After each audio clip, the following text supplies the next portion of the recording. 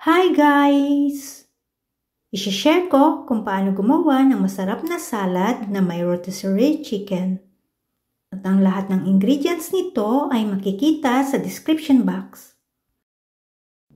Unahin munang gawin ang dressing nito. Paghaluin ng mayonnaise at ketchup sa prep glass at i-mix ito.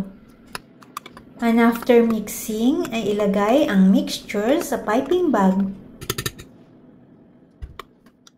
Sa malaking mixing bowl na may lettuce, ay ilagay ang dressing saka ilagay ang pineapple chunks. Ang ginamit ko dito ay ang fresh na pineapple. Pwede din pong gumamit ng nasa lata. Maglagay ulit ng dressing sa ibabaw ng pineapple.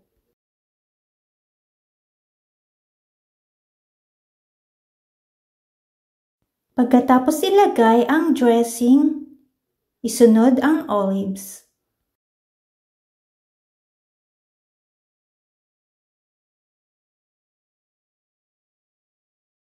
Naglagay po ulit ako ng lettuce, pero kayo na po ang bahala kung anong gusto nyong ilagay dito. O kayo na po ang bahalang maglagay ng ingredients kung ano po ang gusto nyong unahin na ilagay dito. Naglagay po ulit ako ng dressing sa ibabaw ng lettuce. Saka inilagay ang rotisserie chicken. Ito pong salad na ito ay request ng aking hubby pie na lagyan ng rotisserie chicken. Naglagay ulit ako ng dressing sa ibabaw ng chicken.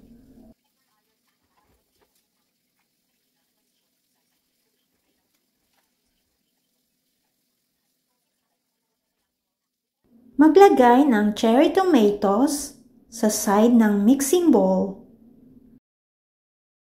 Ang isunod na ilagay ay ang cucumber.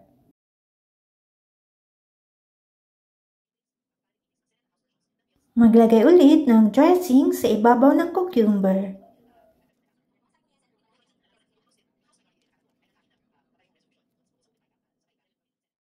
Ang isunod na ilagay ay ang sweet corn.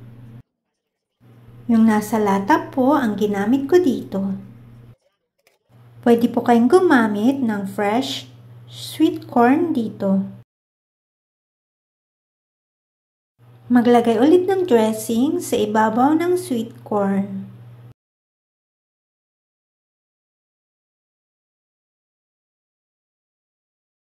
Maglagay ng shredded cheese.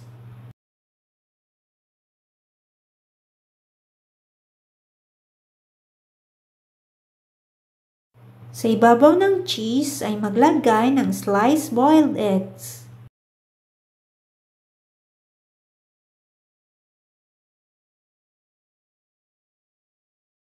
Sa tabi ng sliced boiled eggs ay naglagay po ako ng cherry tomatoes para pandagdag po ito ng kulay at para mas attractive itong tingnan.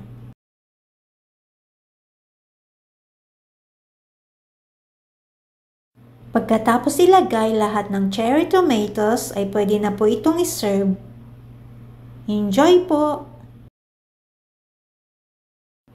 Honest people are safe and secure, but that is honest will be caught. Proverbs 10 verse 9. Thanks for watching.